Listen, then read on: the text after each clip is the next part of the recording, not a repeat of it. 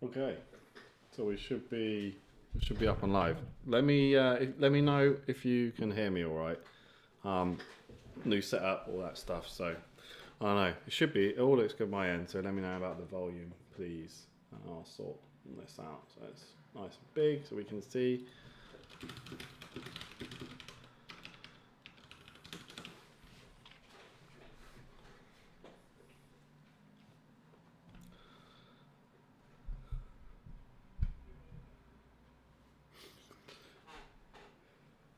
Oh, so hello everyone. How we all doing? Let me know that you can hear me. Okay. Sounds good. Perfect. Nice one. Right. Sound is good now. Okay. Cool. Super. Super duper. Right. How do I?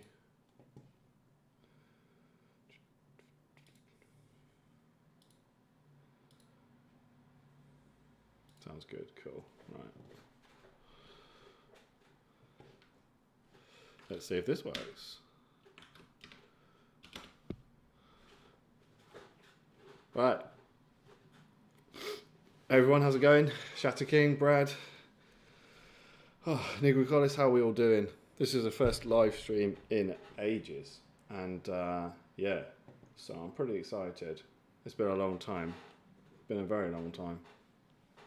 Will I use Collie today? Probably not. No, I'm just going to be... The main thing I want to mess around today is some more Selenium grid stuff. So if you watch my latest video, you'll see I was messing around with grid. So that's the plan. By the way, join the Discord. The link should be in the description of the live stream. It's over here. You see everything. As you go, someone's jumped in.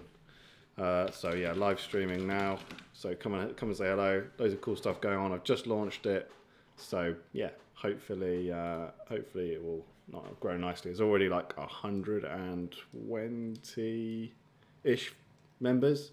We've had a few good chats about stuff already. People are posting things, so pretty cool. Yeah, so pretty decent. I'm pretty happy with that. So what I thought we would do is, I'm not sure how long I'm going to stream for, just see how it goes really. We'll have a chat for a bit, and then I'm going to show you guys a few things with Grid, which I think we've got going on here. I'm hiding it with my head at the moment, but you'll get the idea once I move over. And yeah, then we'll go from there. Maybe talk a little bit about some code stuff, I suppose. So yeah, make sure you join the Discord. A few people joined in. Thank you very much. Welcome, guys. Welcome, welcome. Yeah, type that in. Super. Right.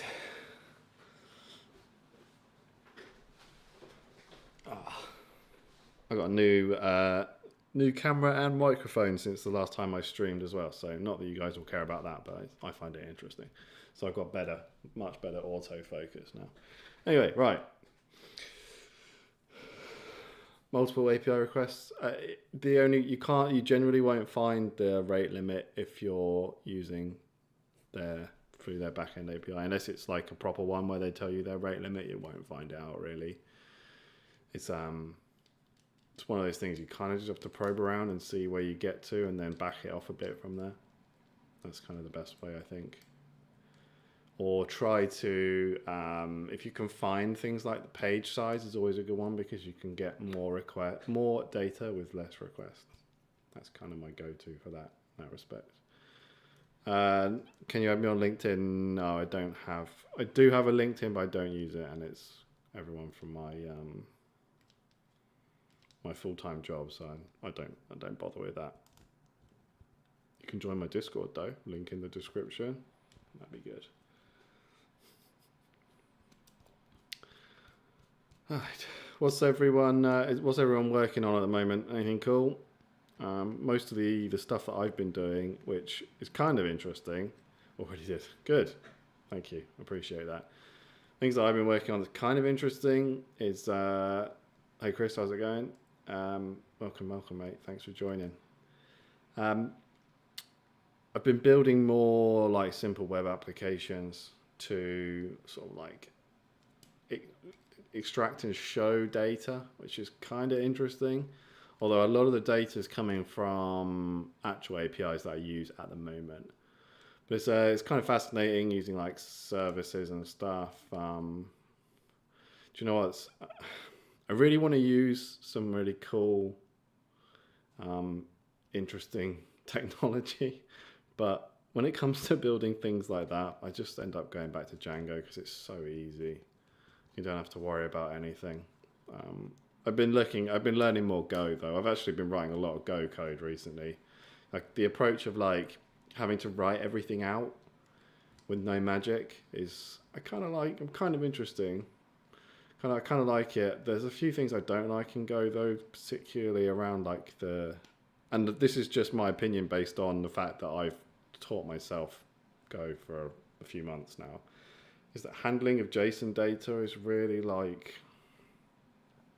unpleasant sometimes. Like one of the APIs that I query to get some of the information for one of my clients is it's got a search endpoint, and when you search, it returns the information back as if, imagine like a Python list. And with Go, you have to like do all this kind of like weird interface. It's just unpleasant. Whereas in Python, it just automatically puts it into a list. Anyway, there we go. As of now, I let GPT do the coding, do some debugging. That's cool. Thanks for the kind words, GT. Do you know what? I've hidden under such a rock when it comes to ChatGPT. I just can't. I don't know. I just refuse to kind of like, not refuse to try it, but I just don't. I don't know. I guess it works for some people. Do you know where I think that sort of stuff's going to be much more useful is like AI of parsing HTML and parsing data. So you can basically just say, get me this information, here's an example, and you can then just like set it off on like that. So that's kind of cool. But you definitely have to do a bit of debugging. Peter O'Shea, hello mate, how's it going, man? Welcome in. TypeScript product monitor sneakers. Yeah, sneaker monitors is a pretty big one, quite popular. Using Node. That's cool. I've tried a bit of Node before. I didn't really see too much point in me using it though. The reason why I liked Go was the concurrency and the compiling to a binary, which is why I picked Go for my second language. In fact, and I'll talk about this in just a minute, but yeah, there's another. I'm picking up another language at the moment, just for fun at the moment. Scraping sites, ML. Wow, that's quite a big project. That sounds like quite a large project, Chris. Sounds like a good cause though. Non-profit. That's pretty cool. Need to get better with Python. I found Python. Well, Python was the first language I learned, so it did take me a little while to get the hang of it, especially the object stuff. I don't think I'm an OOP programmer. I rarely use it apart from like, I suppose, data classes, I guess. We created a Grow-based scraper as a study project. Just watching my Go vids. That's cool. Go Collie is super easy to use. I really, really like the way that it works. I really like the way that it's like this. It's kind of like it's the same way that kind of Scrapey sets itself out, like with callbacks and stuff. When you find this element, do this, blah blah blah blah. So I think that's really cool. I like that approach a lot more. Which is something I don't write a lot of myself when I write my own. So yeah, that's cool. Need to get better with Python. Yeah, so do I. Has this started yet? I'm just getting stream bound. Yeah. A while ago. Copilot is a far better assistant. Yeah, I keep meaning to try Copilot. I've looked at the sign up page so many times and it integrates with NeoVim fine. I'm like, yeah, I should just do this, and then I never bother. Heard a lot of good things about Rust. So yeah, Chatter King. Yeah, I actually started with Rust for a bit, and I decided not to bother carrying on. It didn't really grip me as much, and I kind of need that fast feedback of, I'm getting somewhere. So, I didn't see the point for me. Didn't really fit for me. Although I really like the idea. Hello, Will. Welcome. Thank you very much. It's very kind. Don't forget, if you haven't already, Discord links in the thing. All these people are joining. Hello, everyone. Thank you. Nice to see you. So links in the description of this video. Jump in and come and say hello. And I don't think he's here, but a big thanks to, yeah, he's not online. Big thanks to Rick for helping me set up the Discord and get it going and everything. When did I start Python properly? Like 4 years ago, I suppose. Probably about 4 years ago. How do you test the web scraping project? I would probably, because I write like, mostly it's all like functions and everything, so I would just test my functions to make sure that they actually return what I was expecting. So like, you know, make sure if you get like a bad request and all that sort of stuff. I don't do a lot of testing though, to be honest. Probably should do, but I really don't. Basada, welcome. Unit testing or integration testing? Yeah, I don't really know. I'm not a testing person, to be honest. Yeah. I can understand why you would test web applications and stuff, but I don't test my scrapers really. I just, you know, when they fail or when they stop working, that's when I start to figure out if I've done something wrong. Any tips on getting around Cloudflare? Yeah, this is a good one. You get asked this one a lot. Yes and no. So there is some things you can do depending on what sort of scraping approach you're doing. So the easiest way for me to sort of talk about this is probably talk about Jinx, how I've been blocked by Cloudflare in the past. So my favorite method for getting data is obviously, you know, if it's a modern website, finding that like API that you can just, you know, request to. But quite often with Cloudflare, if you go directly to that link, it's not a common entry point to the website, so they'll find out and they block you straight away. So going in to a page first, the like a normal way is a good way. If you're using, Selenium or something like that, there's obviously the undetected Chrome driver which gets through some of the Cloudflare. Yeah, it's got a lot of bugs. It's one of those things where the whole thing just turns into a bit of an arms race of, you know, who's got the most. Who wins either the detection or the, you know, just one to the other. So undetected Chrome driver is a good option. There used to be a thing called Cloud Scraper as well, which did some of the basic stuff. I don't know if that project's been kept going though, but it would answer the basic JavaScript tests for you, so you would pass those depending on the level, because obviously there's different levels of Cloudflare, and obviously just try decent proxies always help as well. So yeah. It's super raw. Yeah, it is. Unfortunately, it's coming to a point where. So if you think about all of the companies that provide like the scraping APIs and stuff, all of their stuff is their versions of the Chrome driver running in the background through various proxies across like multiple machines. So that tends to be one of the better ways. It's just not that practical for like general stuff, because, you know, you don't want to manage like loads of Selenium instances and stuff, or Chrome instances. But I'm going to show you a bit more of the stuff that I've been looking at with Selenium Grid in a minute, and we'll have a look at that. Although, you know, it's still not that fast. So yeah, Cloudflare and all that stuff is a bit of a pain, to be honest. But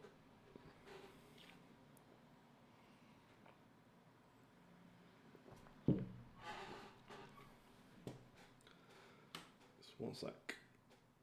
Oh, it's really annoying. I detached the chat from the window, and then obviously I can't see half of the window on the other side. Do I use residential? I always use residential ones, yeah. Some of the data center ones are okay, but most websites know about them. So if it's not a if you're getting a block because of you're making too many requests, then data center ones will work. But if you're actually trying to get around other things, you need residential ones. Do I know how to use Kubernetes? No, I really don't. I'm so new to the whole like DevOps and infrastructure stuff. I literally just been cobbling together whatever's worked for me, and running stuff off like Ubuntu servers in the cloud. So I'm not really like up to date on all this other stuff. I'd love to learn about it, to be honest. You're permanently banned from the Sainsbury's website. Yeah. A good trick if you get IP banned is, unless of course you have a static IP, is just to restart your router, and then you get a new IP when you restart your router. You reconnect. Running most of my proxy from a container. Yeah. You still do. It's difficult to manage. It's like, it's a part of it's handling the requests that fail as well. So that's the hardest part. That's one of those things when I always say about when it comes to scraping data. Sorry, I've got a squeaky chair. It's kind of annoying. I need to get WD-40 out. One of the things with like getting the data, it's like the actual principle of web scraping is very simple. The hardest part is just is maintaining actually getting the data. Once you've got it and whatever you're doing with it is straightforward enough. It's just actually like managing it and keeping it going. That's the hardest part, one of the hardest parts once you get around everything. Is there a means to make money doing web scraping? Yeah, there is. What I would suggest is, so I call it an article. I guess probably random thoughts I posted on my Patreon page actually. So I'll summarize it for you. Generally speaking, unless you're really good at something specific and people know you, and it's hard to get clients to do it for them. One of the guys I know called Adrian, he's from the US. He's a web scraper. He does it professionally. He's kind of like, he does a specific thing. He does like real estate and stuff. So people use him for that data. But generally speaking, I would think you're better off providing a service with the data that you get rather than just getting the data from someone. So one of the examples I like to sort of show, and although it's they get the data like a different way, is the PC Parts Picker website. But it's just a good way that you can acquire data and then do something with it to provide value and a service to someone. So like, with that site, you can find different builds, and if you don't know what you're looking for, it's easy to find things. It's easy to find good prices for things. That's a really good example of the sort of thing that I mean. Just like in a different way, different aspect, I suppose. So like let's say, I don't know, if you knew a lot about something specific, pulling loads of data from different places and putting it together to display it in a way that somebody else hasn't done yet is always worth something to someone. If that makes sense. I hope that makes sense. Have I tried AI parsing HTML? No, I haven't. That's one of the things I want to look at. That's where I think AI will really help, where you can actually like give it a load of HTML and train it and just say, hey, this is what it looks like. Give me data back like this. I just rambled on for ages about stuff. Yeah, it's tough to find good proxies. It is. We're lucky to find some codes on Fiverr. Yeah, there's always good people out there, but it's just finding them, to be honest. It's really difficult. Paid affiliate. Yes. Yeah. Shadow King, that's exactly right. So if sneakers is a good example because it's a really specialist subject that people are into. So like if you can provide value that way and then you can use affiliate links to monetize it, that's definitely one way of doing it. You either monetize it with affiliate links like those websites, or you put a monthly cost on accessing it. So that's going to work better if it's like some kind of business data. So if it's So like sneakers wouldn't work like that. No one's going to pay you a monthly fee to show them sneaker prices. They're not. Why would they do that? But if it's like,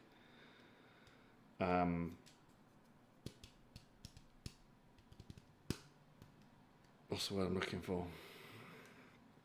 Let's say I can't think of the right. Let's say some kind of construction, something or other, or there you go. Thank you, Chris. That's a really good example. Yeah, foot traffic data. That sort of thing is that sort of data is really going to be really good, like behind a service that people can use. And I would always, from my experience, I would always target businesses and do B2B, business to business, rather than to customers directly. Customers are always a pain in the ass. I've been thinking about a different kind of browser on that can help collect and deal with data. That could be general use. I'm not entirely sure what you mean. Not entirely sure what you mean, mate. Sorry.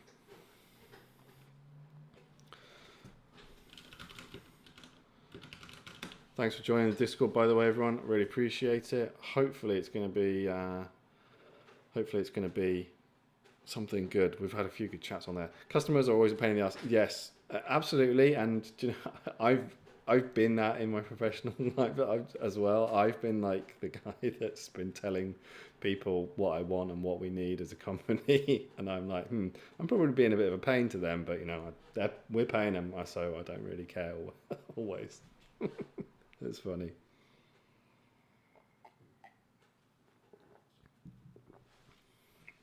All right, it's like.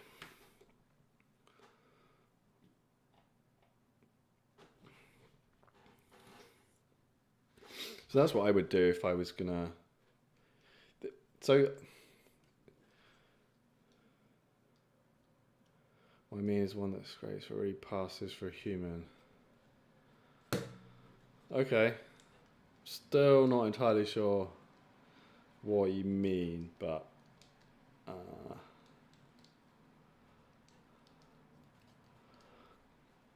yeah, I think I don't know if I fully understand.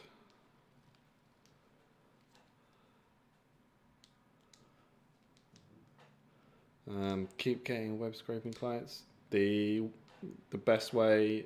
So people are going to come to you if either you're on one of those sites like Fiverr or Upwork and you're really high rated, so you're at the top, or whether like you have some kind of presence online, so when they search for something, they find you.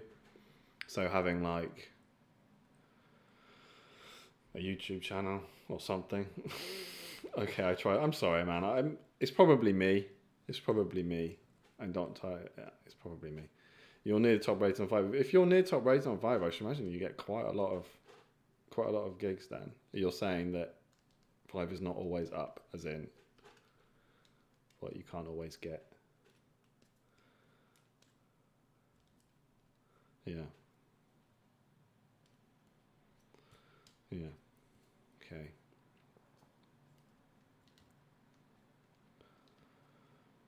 I think I understand. Right. Let's try something different. Hang on. Let me move this one over here. Let's make this bigger. Let's move this over. Something like that. Probably going to be in the way a little bit, but that's okay. Right. Oh, I need my chat window. Okay, hang on. Bear with me. As I move this over here.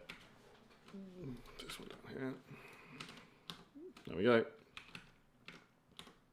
The beauty of a window manager. Okay, so this is what I've been looking at recently. Is that big enough? Let's move it over a bit more as well. There we go. We'll have to just deal with the fact that it's a little bit of a mess. Excuse me. Right. So this is my this is what I'm probably going to turn into the next video. Didn't you used to be a VS Code user? Yeah, I used PyCharm mostly, then VS Code, and now I just pretty much use NeoVim, to be honest. Or if I use VS Code, I use it with the Vim key bindings. I'm so used to it, and the motions and all that sort of stuff. So this is to pull reviews from Amazon. So there's a couple of things that I've done here that I think might be quite interesting. So I'm just going to show it to you, and you can sort of let me know what you think, and we'll see if we can kind of create a video out of it, or something, or maybe something interesting. That's the plan anyway. So I almost always use data classes now. How was the Vim learning curve? It was tough because I didn't actually try to learn it properly. I just started trying to use it, and it was a disaster. And obviously I was trying to, at the same time as trying to learn the motions, I was trying to get my config right, make sure it's got all the right colors and everything. So yeah, but no, I thought it was fine. The Vim tutor really helped me with the up, down, left, right, and all that stuff. All this crap. And I'm still not that good at it, to be honest. But there's some cool ones like I use all the time, like double G to the top for my imports, G to the bottom for my main, and Control D up, Control U go up and down like this. Pretty cool. Are you trying to build an Amazon app? Their fee pricing page is a pain.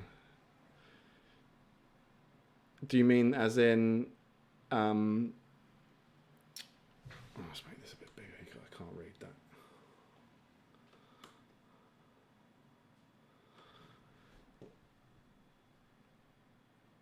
Do you mean they have different selectors for the pricing because it's all over the page? If that's what you mean, Baz, then yeah. I tend to write in all the different selectors and pick all of it out. Did you know you can learn Vim in Emacs? I never used Emacs, and I don't think I ever will. Sorry. All right, so I'm using Atters here, which is basically like data classes. It came before data classes, but it does exactly the same thing. In fact, the guys who made Atters actually helped contribute data classes into Python. I find this, and this is actually something that I picked up when I was starting with Go, because one thing that I liked with Go is that you define your data at the top or in a struct or something like that, and I really liked that, which is why I always start to do this now. There's a few things that were a bit difficult though with this, because because of the way it came out, I had to do this or none type thing, and it was okay anyway. So we have our review class on our item. The item is going to have obviously some information. Now I have optional with these because the way that I set it up, I was actually getting the async first, creating the item class, and then adding the actual information from the site. So that's why these were optional rather than straight away. So I define my data. We import a CSV, Selenium, all this cool stuff. And I always use select-lax to pass. In fact, the guy, the creator of select-lax actually put my video in his GitHub repo as a how to use it, which is really cool, which I really appreciate. Setting up structures is really nice. Yeah. Have I used poetry? I have. I wasn't sure how I felt about it, to be honest. Well, I'm going to go off on a bit of a tangent now, but I'm going to do it anyway. Live is recording. Yeah, the whole live thing will be on my page afterwards. So if you want to listen to me rambling and talking rubbish, you absolutely still can afterwards. Tebow, how's it going, mate? Hello, welcome. So one thing that I really liked when I started. So when I first tried Rust, one thing I really liked was cargo. So you have one way to set up your project and handle all your dependencies. Whereas in Python, you've got venv, you've got pipenv, you've got all of this stuff, all virtual environments. And I don't really know how I feel about the virtual environments. I get it, but I don't know if I like them that much. so I did try poetry. I just found it a bit more of a pain in the arse than I was hoping for, having to like still either run everything through poetry, or um, what am I talking about? Either trying to run through either trying to run everything through poetry, or having to still activate a virtual environment. Just kind of felt a bit weird to me. My P30, hello, welcome. Thanks for joining. Don't forget, guys, the Discord link is in the description if you want to come and hang out in Discord over here. All these people have just joined, and we're now up to like quite a few members, which is really cool. 121. There was more than that, I think, now. Anyway, really appreciate everyone joining. There's all cool stuff in there, so come join. So I did try poetry. I wouldn't really like it, but one thing I liked about Rust, as I was saying, is that cargo was really cool. I really liked cargo. And I've actually started learning a bit of Elixir as well. I wanted to give functional programming a go because I really think that that will work for the way that my brain works. And I didn't want to do... I thought about OCaml because everyone's jumping on the OCaml train. But what I liked about Elixir was dynamic types, which just kind of like makes your life a little bit easier. And also the Elixir's got the Phoenix framework if you wanted to build like applications like I tend to like to do. So that's why I picked Elixir. I've only just started and it's just pattern matching everywhere. Pattern matching, which I don't know how I feel about. But yeah. Ty, hello mate, welcome in. Nice to see you. Thanks everyone for joining. It's been good so far. Rust does feel like the wrong tool for web scraping. Yeah, it is. It is, I think. But then I haven't done enough. I've only literally scratched the surface of Rust. I went through what's it called? Rustlings. I started going through that and I quite liked it, but there was too many weird symbols and all this kind of like vec stuff. And I was like, oh, I don't know how I feel about this. Crazy Fanatic Man. Hello, mate. Nice for you to join us. Discord as well, if you're interested. In the description if you want. So yeah, I don't think Rust is the right tool for scraping data. Do you know what, when I look for but would you prefer poetry over pipenv, I don't think I've really used pipenv. So don't get me wrong, I like the idea of poetry, just in practice I haven't really gelled with it. Rust is pattern matching apart from all the unwrap. Apart from all the unwraps. So actually there was a project, I should have a browser here somewhere. What's it called? I saw this posted, gosh, that's bright. Let's see if I can go to the GitHub link. Yeah. So this is like an error result as an error in Python, which I want to give it a go because it kind of like it gives you this whole okay, and because I much prefer errors as values, even though with in Go I found it difficult with the whole if error is null thing, and it was difficult. I don't mind it, but one thing I don't like is the try and accept. I don't really like that in Python. I find that quite difficult to I don't know. I just don't really like that. So I want to try that thing here, whatever this is called, and see if I can make it work, or see if it works for me in that way. Because you can use match statements and stuff, which is pretty sweet. Sick as a dog, currently.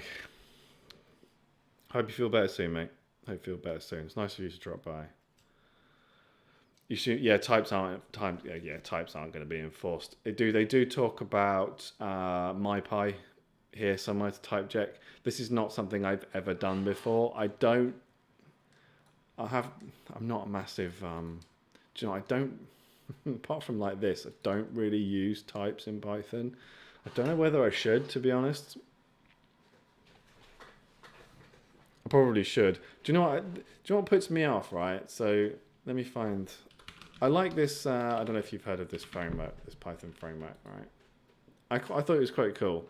and it leans heavily into like types and stuff. Let me find the example. So this one, looking at one of these. No. But all this sort of thing, right? So I've gone too deep. So like this is just a simple function. Oh, it's behind my head. This is just a function, right? And so it's done is a Boolean, right? That makes sense to me, or none. Okay, so it's either true or false or none. And there's an async session and it returns a list of 2 items, right? That kind of makes sense there, right? But there's like none. That just feels weird to me. So I don't tend to use types as much as I probably should do. Always learn something new. Well, I hope so, because I'm just talking a lot at the moment. So let's see. Let's go back to this. Let's move you up there. Right. So there's the important part. I always write an extract function to handle this. And there's no try and except in here. Look, it's if the element is not none. This is a much better way to handle it. So we can then use this function to when we extract. So we can just yield straight out of this function with this is the the HTML. So we can basically just yield out here, and we can get a review yielded out with the information that we want with the selectors. And if that selector isn't on that page, you don't get nothing back, which is a thing that a lot of people fall into. You get none. So that still works. Next page, I'm handling my pagination like this. There could be a better way of doing it. It is what it is. Load products, fairly straightforward. Let me zoom out. Right, so here's the main bit. So this is what I've got. So we have our WebDriver, and this is my proxy. I'm going to comment that out for a moment. WebDriver.remote. This means that we can connect. So this is instead of launch. So instead of launching Chrome or whatever browser every time that you want to do this, we're actually going to. Sorry, 1 sec. It's really annoying, that bit. Okay, right. So instead of launching a browser, we're going to connect to one remotely, and I'll show you this bit in a minute once we get there. So let's put this up here. I probably need another terminal, so I'm just going to have that. It's going to be behind my head, but I will do something about that, maybe. We'll put one here. Okay.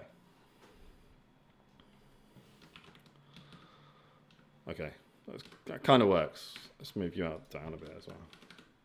Okay, that kind of works. I should really think this through first a bit better. Right. So what we're going to do is, I need to go into this folder.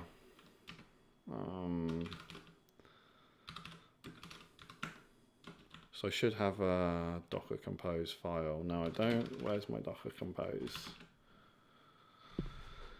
Okay. Let me find it.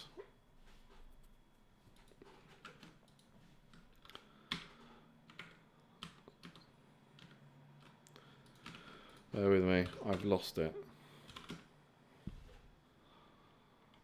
I thought I moved it.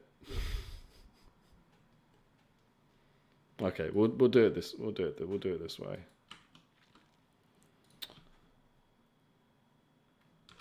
Right. So we can run this command. Okay, I think you can just about see that. And this is the Selenium standalone server, which is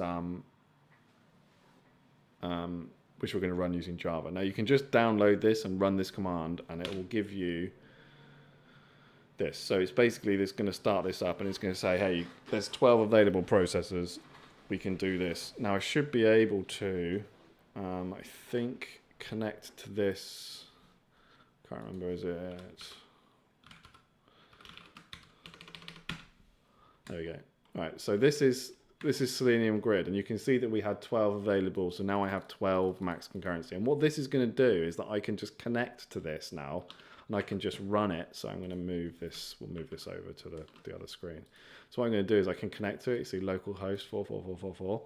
So when I run this code, it's actually going to use the grid here, and you'll see this, we'll see the sessions pop up. So let's come out of here and we'll just run this. And we should get some information. Oh no, we failed. Oh, that's right. I've got an issue with my Chrome versions. Okay, we can fix that. So instead of Chrome options, so instead of trying to run Chrome, if we look over here, you can see I've got Chrome and Firefox running. I have like a Chrome version issue. So what we're going to do is we're going to do options. It's going to be equal to WebDriver dot Firefox like this, and what's this one?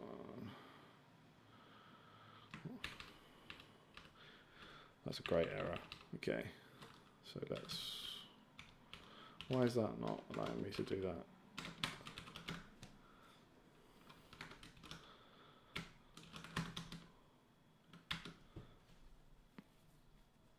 Okay, it's going to, it's also going to start up a browser every time. Okay, right, I've made a mess of this somewhere.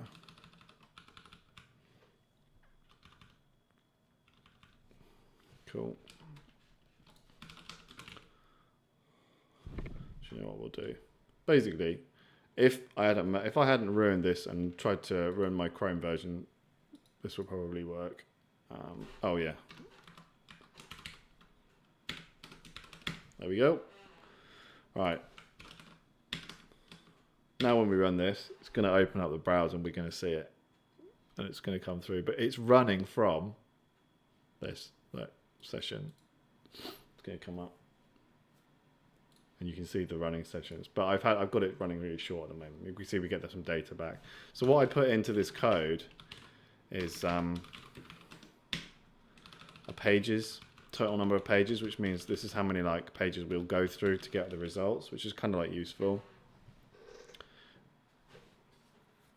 Does it need Firefox option? Yeah, it does. That's my fault. It's always nice you noticed it before me. Thank you, appreciate that. It's possible to put a basic scraper into a browser extension. There's loads of scraping browser extensions. I've never really used any of them though. Is there a book about Python scraping? There are, but they're all I think they're quite dated now. I've not actually read any of them either. Maybe I should have done. Right. So you get this idea, right? So this is on my local host. This is my local machine. But I've got this other one here that I commented out. And what I'm going to do is this window here, which I've been concealing, I'm logged in to one of my DigitalOcean droplets that has the Selenium Grid Docker instance installed. And I have I'll make this bigger in just a second. Docker compose, if I'm still connected. I am. So I have a Docker compose file. Now this is all on my droplet. This is all running on my DigitalOcean droplet. Now we'll come across a couple of issues in a minute, which we will expect to see because, well, we'll explain it then. So what I'm going to do is I'm going to do Docker compose up, and we're going to run this. We're going to run this Docker container on this droplet, and we should then be able to connect to it. Now I'm trying to do max sessions, which was obviously stupid because this is the cheapest droplet that you can run, obviously, and it's only one CPU, and you can only have maximum sessions per CPU that you've connected. So you can see this is running. So if we come back to our browser now and we grab this here, hopefully we get a grid. We do. And you can see we have one browser concurrency. Now, I'm going to move this down. Anybody of you that's paying any attention would have noticed that I've done no authentication whatsoever. And you really, really need to be careful if you're trying this, because this, any of you can go here now and go to that and get that grid and you'll see it. So if you type this into your browser, you'll get this page and you can take this over. So obviously I don't want to keep this going for very long. So what I'm going to do is I'm going to copy this out, and I'd appreciate it if you let me get my demonstration out of the way before you take my droplet down as well, if you don't mind. And anyone that's watching this afterwards, obviously it won't be there. So now I'm going to run this again. Not with Vim, I'm going to run it with Python. And we should, you can't see it. It's basically saying it started successfully, and here's a session, and I'm starting to, I'm not getting any data. So why do you think I'm not getting any data? And that's basically because I'm running this off the IP from the droplet. Now, if you ever put any scrapers onto a droplet or in the cloud, you need a decent IP, otherwise you can't, they're not going to work. So what we're going to do is I'm going to put my proxy back in, which I had commented out here. 30 seconds.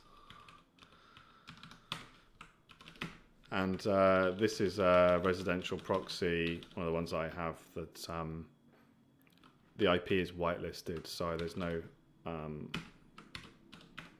authentication in this case, but there would be if you did it any other way. So now hopefully that proxy is going to work and we'll get our data back.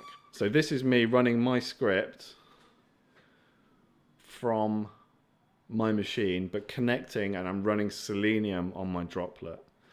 Now the issue that I found is, because this is the most budget, terrible, like no one CPU thing, is I could easily get the Chrome instance to crash. So if I up the pages, I'm probably going to get my Chrome instance to crash. I'll put this up here. We'll see. Oh, it is working.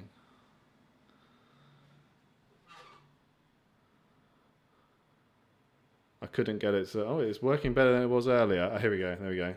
So now, because I'm trying to run a heavy browser on such a small machine, it's just crashed, which is why I've got this. And I can see it, and if you come over to the grid and go sessions, the grid's still running, but this browser instance has died. So it's hard to recover. So you can like kill this. You can actually log. You can actually see it. If you come in here, I think it's secret. There's just this. There's nothing going on. It's dead. So yeah, let's kill this so no one else can jump on. So that's kind of like an interesting, I think, way of actually sort of like simple look into how to run and connect a grid remotely. It's actually really simple now, but there's a few things you need to obviously look at and think about. And the next thing that we want to look at is my grid's down, by the way, now, so you can't connect to it. I can't remember the thing. I can't remember there was a link for an article which I need to find again. But basically what you do is you run grid, but with Docker Swarm, so you can spin up multiple instances, multiple servers to run your browser instances on, and you can basically spider out to as many as you need, and you can run your grid that way, which is the next thing that I'm going to be looking at. So yeah, that's kind of what I've been doing at the moment. I'm interested. That's kind of caught my interest, I suppose. So that's where we're at in that respect. I'm going to turn that whole thing into a video of some description. Yeah. So hopefully, when that video comes out, people will watch it and it'll be worth it. Currently using render.com. I've not used that one. I know about it. Yeah, it's good to know. It's good to know. Since Heroku went down, can we build a minimal web browser for automation? There were a few like that. like, but they kind of don't really exist anymore. I think everyone just builds around the Chrome API. Thank you very much, Luciano. Thanks for dropping by. Oh, Christoph, hey, we got everyone's coming back. Everyone comes out of the woodwork. Nice to see you again. I've got a Discord now, by the way. If you're interested, you want to jump in, you can. There's links in the description. Have I ever used any web UI for scrapey spiders? I haven't. I have some experience. I've not really done it myself. I've just always tended to run them manually. But there's a project called this, which is slightly outdated now, but it's basically Django that they've built to look after spiders, which is quite cool. And obviously Zeit have got their own thing, whatever that's called now, spider hosting thing, whatever it is, which I'm sure works fine. Obviously you have to pay for it to a certain point. I've always known about Selenium Grid. I found it interesting, but just recently, well, I don't know how long ago, but when Selenium 4 came out and they updated Grid, and the fact that Docker, and I know I've sort of learned a bit about Docker now, it just made Selenium Grid really so much more accessible. Just makes it much easier to like get up and running in some shape or form. So like once you can kind of, even that example, I mean, I would have been 100 times better off and easier just launching the browser from my own computer. But then, I'm going to expand on it, and I'll do it concurrently on my local host with my 12 CPUs, whatever processor I've got on here, some old one. And you'll see how you can actually run a lot of browsers much easier through that. So it's kind of cool. It's kind of interesting, especially with Docker, because you can just do if you have a Docker Compose file like I showed you there.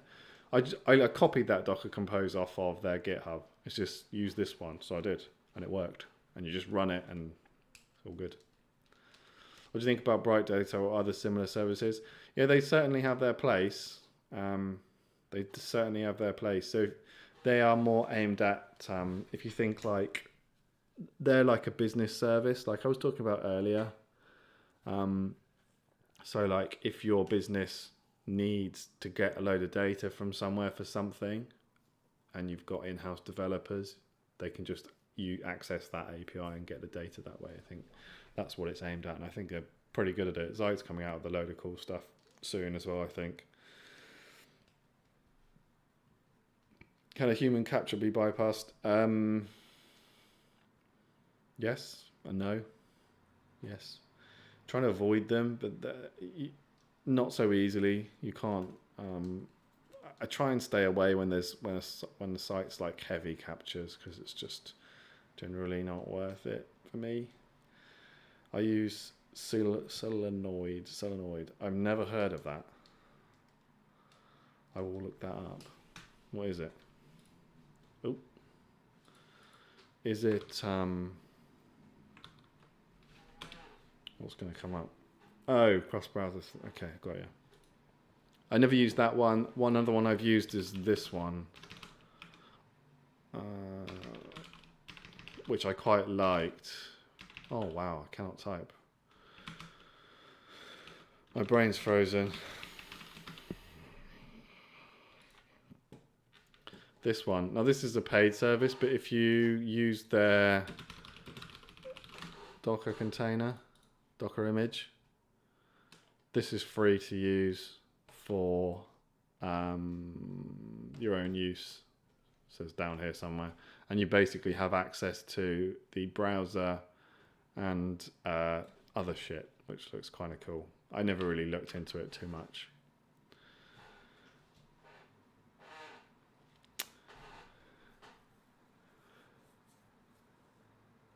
After long deliberation, I finally come to the conclusion that Fast API is simply amazing.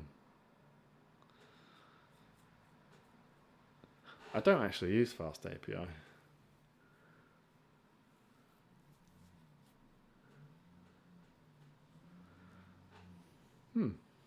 That's pretty cool. Oh, that's the experience has been great. Nice.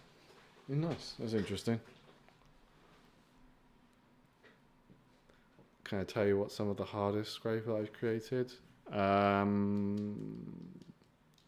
the hardest ones all just ended up getting blocked eventually.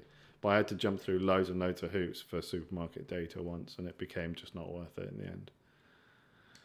Data dome capture. All the captures are kind of the same.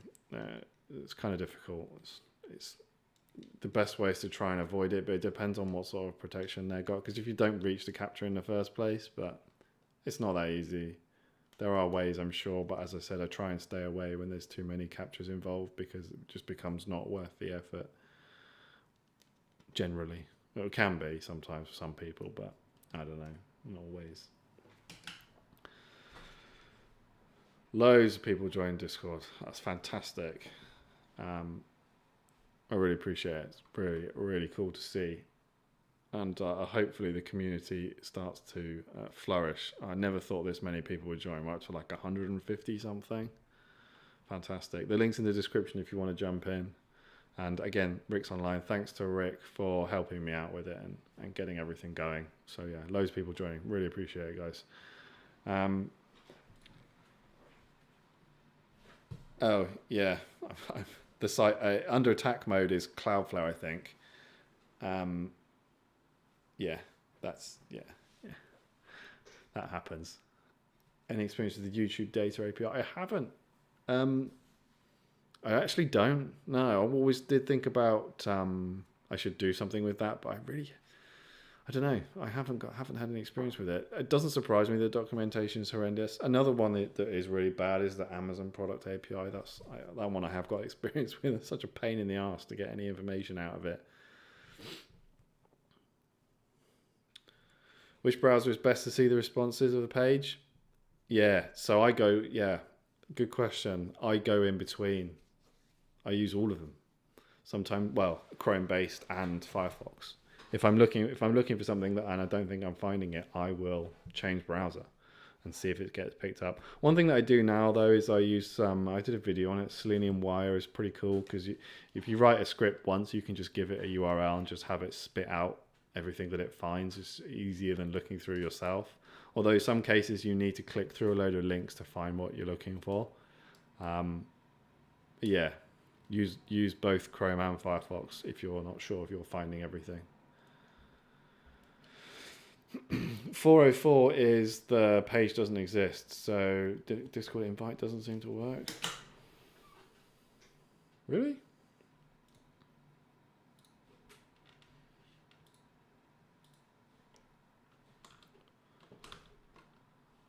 Oh, pasted it twice. My computer's having a bit of a fit. Try that one. 404 means that you're hitting a page that doesn't exist. So, I would just, Scrapey handles that, doesn't it? It just moves on and then does, because it fails. Thanks very much, Luciano. I appreciate that. I cover it in detail. I do. Any other coding related YouTube channels? I'm going to do that really annoying thing where I don't actually watch many other coding YouTube channels. And there's a few good ones, and I find I'll talk about it for a minute. It worked, thanks. Brilliant. I hope you've joined. Everyone's got different names, but yeah, appreciate it. Thanks for joining. So there's like, you get the people that do like actual tutorials and stuff, and that's dying out because that's the amount of people that want to actually do that is quite small. So like the long form tutorials, which are there's not so many people that want those, I guess. And then there's like the new wave of like everything's an issue and people just like hot takes everywhere, which is fine. I get it. And then starting up like language wars and this does that and that does this and all that sort of stuff.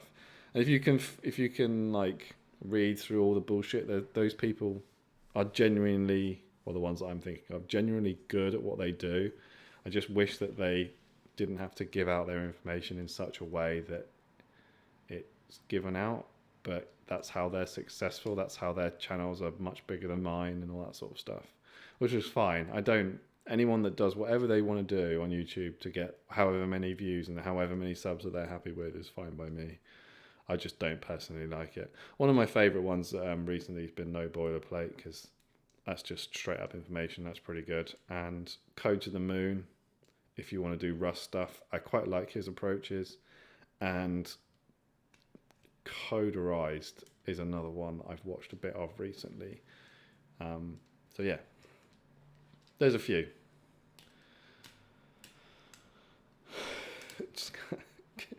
Yeah. The amount I've come across my fair share of terrible documentation. Oh, it's so difficult to understand what you're trying to get, what you're trying to achieve. Fortunately, all the stuff that I've been working with recently for my day job has got good documentation, and I've learnt it all, so that helps a lot.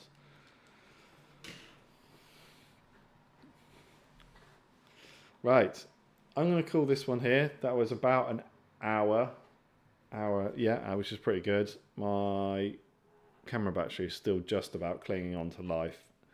But I've enjoyed this. I want to do, and I say this every time, and I really do mean it, I want to do more streams, but I want to make sure that I've got something to actually show when I come on. So like we had a lot of chats today, which is good, but I also had my whatever thing it was to show. So I want to make sure I come with something, because otherwise it's not as good, I don't think. I want to actually like give some actual information or at least show some people stuff and show why it doesn't work, or why I failed at it.